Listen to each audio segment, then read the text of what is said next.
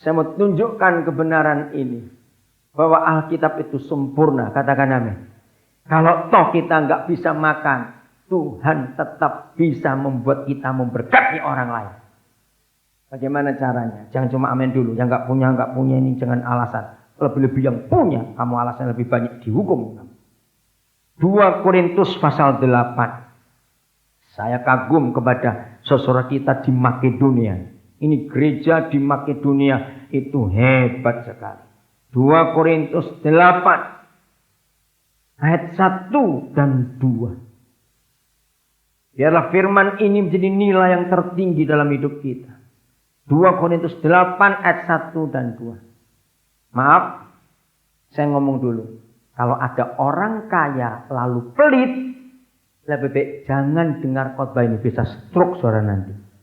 Loh serius saya berkata, kalau engkau pelit jangan dengar. Akan ada hukuman bagi orang pelit setelah mendengar firman ini dalam nama Yesus. Saya sampaikan lebih dulu. Sehingga saya nggak disalahkan kalau ada yang stroke gara-gara dengar khotbah ini. Karena orang pelit paling nggak suka. Sudah kaya pelit lagi. Awas. Saya mau tanya dulu. Saudara percaya ini firman Tuhan? Saudara percaya Paulus tidak mengada-ngada? Jangan amin dulu lo mikir. Ini firman ini dahsyat sekali. Mengapa kami bisa hidup sampai hari ini, nyekolahkan begitu banyak anak, kami memberi makan banyak orang? Karena ayat ini sudah diremakan kepada saya sejak tahun 70-an yang lalu. Maka itu saya hidup nggak pernah takut kekurangan. Tidak pernah takut kekurangan. Saudara-saudara, kami hendak memberitahukan kepada kamu tentang kasih karunia yang dianugerahkan kepada gereja-gereja di Makedonia. Makedonia sebuah wilayah yang hebat. Sekarang ini anak kami 3 yang sedang mengambil spesialis. 2 di Gajah Mada internis dengan ortodontis. Yang 1 di Brawijaya Malang ngambil spesialis anak. Tuhan izinkan tahun depan yang ortopedi akan masuk. Agak sulit. Sekarang kami sedang menyiapkan yang ahli paru. Karena Papua pembunuh terbesar itu TBC, saudara. Minggu yang lalu 2 anak kami meninggal. 1 kelas 2 SMP, 1 kelas 1 SMA. Karena malaria dan TBC. Kami marah kepada penyakit ini. Kenapa membunuh orang terus? Kami sedang cari. Tahun depan, tahun 2009 target kami akan nyekolahkan yang spesialis mata. Kami akan terus berjuang untuk itu. Saudara bisa bayangkan, kami hanya hamba Tuhan. Tapi karena Roh Kudus menolong kami untuk bisa mengelola berkat Tuhan sebaik-baiknya.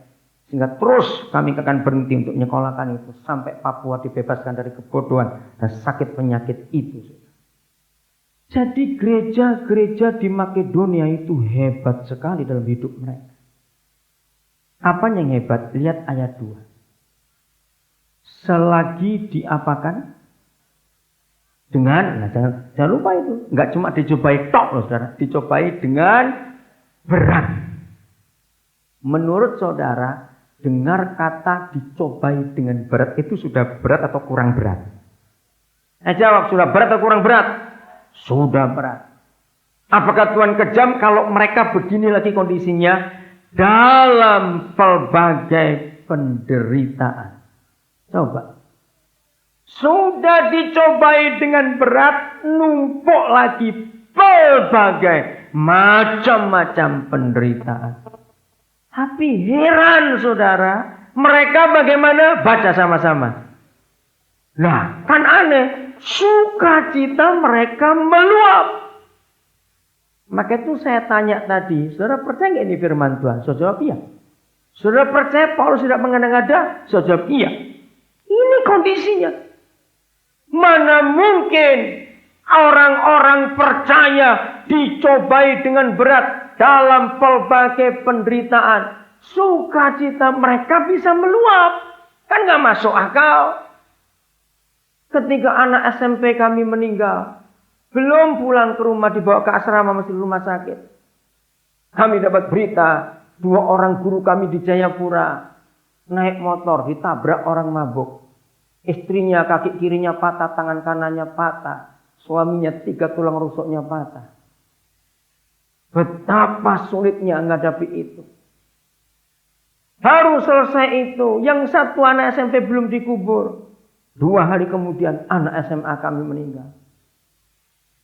Tapi bersyukur kepada Tuhan, guru-guru kami semua tetap setia dan mereka tidak putus asa untuk tetap pelayanan, sama-sama jadi berkat buat anak-anak Papa.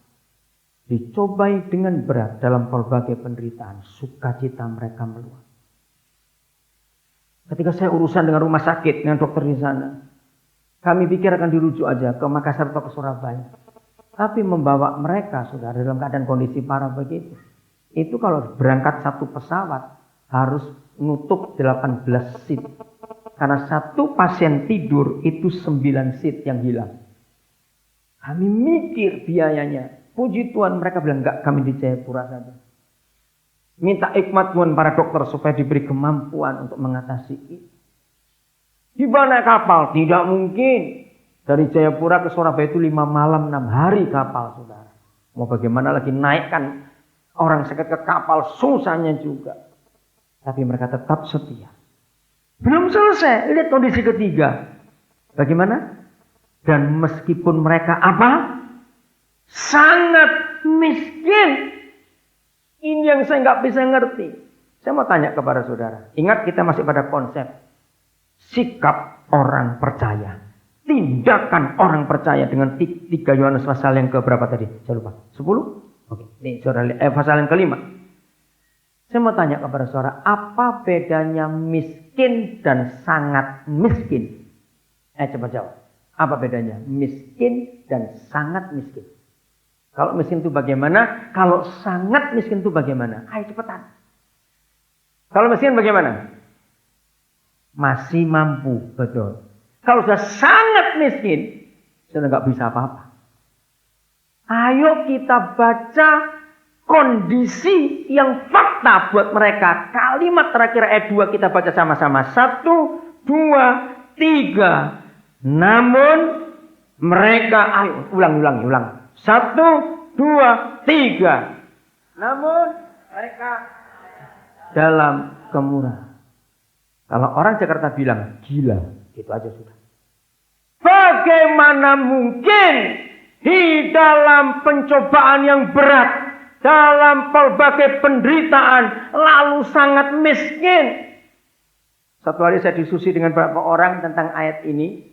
Jadi bagaimana cara kita menggambarkan mereka, gereja Makedonia? Tiba-tiba klik di pikiran saya begini.